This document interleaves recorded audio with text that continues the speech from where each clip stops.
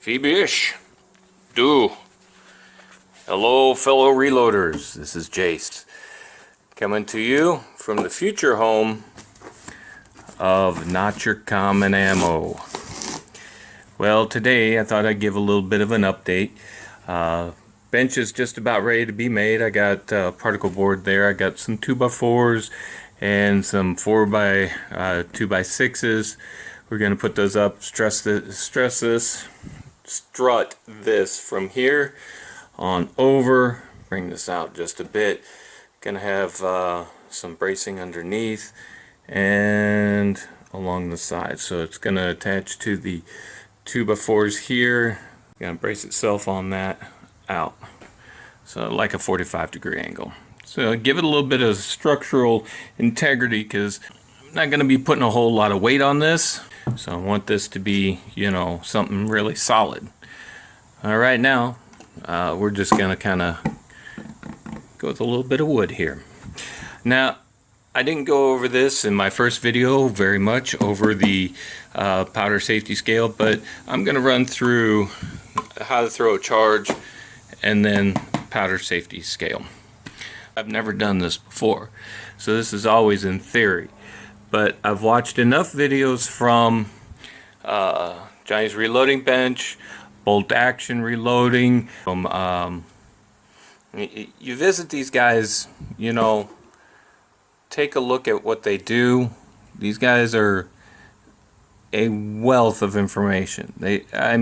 You can get all sorts of information off of them. Now, a little update: powders, and I did go look at bullets as well. Now, powder is $50 a pound. Now, ballistics, bullets on the other hand, they are a little bit pricey. The more match you get, and I'll explain match here in a bit, means that they've spent a little bit more time in making the bullet as perfect as it can possibly be, as matched to every other bullet that they make. Get it as close as they possibly can. If you take a look at the end of a Sierra Game King, from Game King to Game King, if you lay 20 projectiles out in a row, you're going to get a little variance here and there. The tips aren't going to be exact, the ends aren't going to be exact, the boat tails aren't going to be exact. The only thing that's going to be pretty relatively close is going to be called the ogive. The more match you get, the more precise each one of those bullets are. You can pick up one bullet and be assured that it's going to be just a little bit. We're talking hundredths, thousandths of inches off of each other, which that's pretty good. Now, the powders, there's different powders, and there's a wealth of information out there. You can go to Hodge, you can go to Alliant, you can go to any one of the powder manufacturers that's right up your alley, and you can get the information on your particular ballistics, the particular bullet that you're going to be using, and what works best with your projectile with that particular type of powder. It'll tell you how much to put in. It goes from min to max. If you want to put the maximum amount in there, you're taking that risk. If you want to go with min, again, you're going with that risk, okay? Because there's always a risk there. All right. Now, once you figure out how much powder you want for your projectile and your casing and your type of weapon, you figure all that together, you throw your charge. That's where this comes in. This guy, you measure the powder out and you do it here. Right?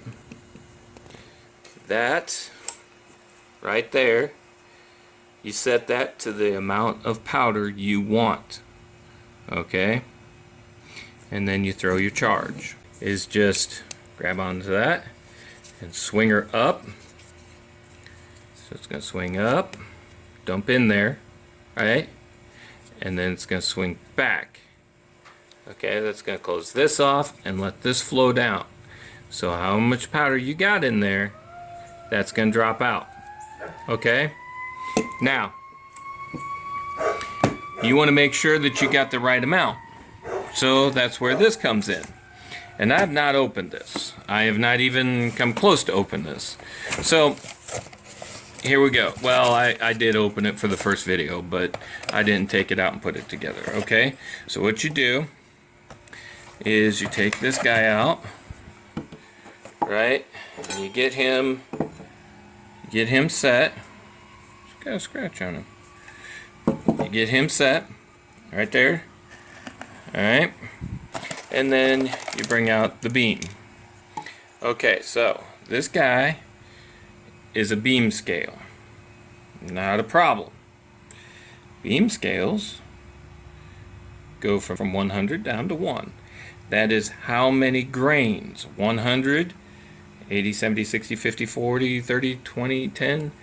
Now you're thinking, well, how in the heck do you go from getting 100, let's say you want 40 some odd grains, right? 40, let's say 42. Let's say 42 grains. Let's say you want to do 42 grains, right? So you take this, roll it right out there at 40. Now you come down here to this end. Now down here at this end, yep, you move this right down to 42. 1, 2, right there. There's 42. Now, you throw your charge in, you get this little pan, you throw your charge in, and you take it, and you hang it. Just like that. And then whatever goes in here, right there, when that reaches, if I can do this one-handed, there you go. When that reaches right there, that's 42 grains for you. It is not as accurate as a digital, but it is accurate. They've got the weight, and check your scales and all that, and make sure that everything is on the up and up. They've got little 1 grain, 2 grain, 10 grain, 40 grain, 50 grain weights, and you say, okay, like I wanted the 42 grain. There you go. Make sure there's a little window right there. There's a little window. I don't know if you can see it right there. There's a little window. You just move it right to the 2. Right? And then you've got your tenths of grains up there. But you know, you're right on there. If you want to go with, you know, see up there at the top, it also shows you there's a little, I don't know if you can see this, you can barely see this here, but there's a little white line right there, and that comes in on 2.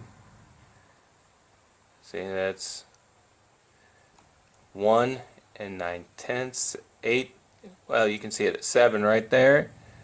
It's 8/10, 9/10, 1, right there's 2, 1/10. That's 42 1/10 grain.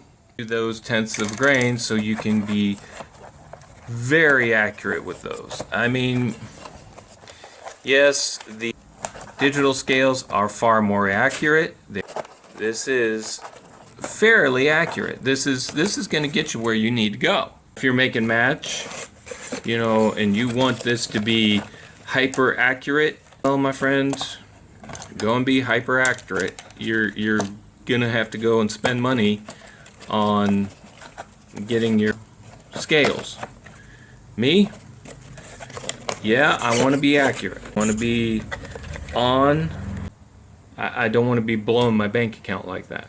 Okay, I'm doing this on as little as I possibly can get by with. okay, to see if I can actually get by with it. Now, I did run into a few problems already.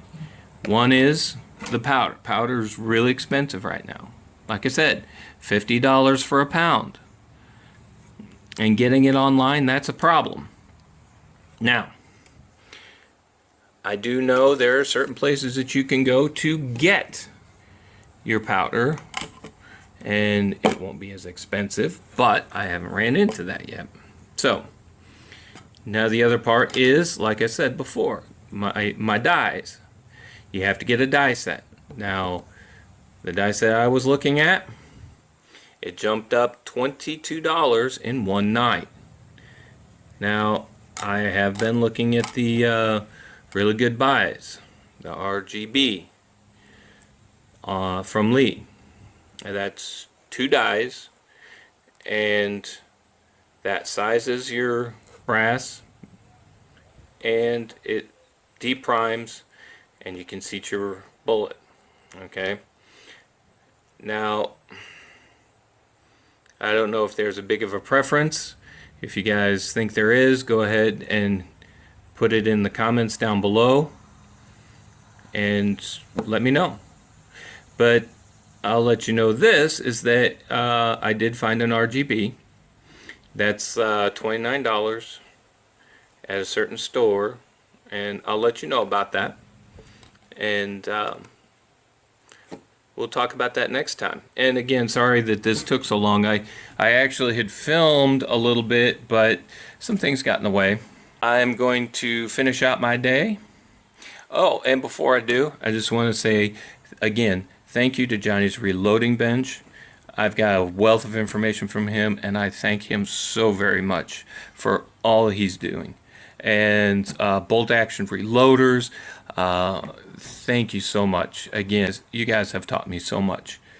I mean, literally, if you spend any time on their channel, go through and just look at all the information that they've gotten and they've given out. I mean, these guys are just phenomenal.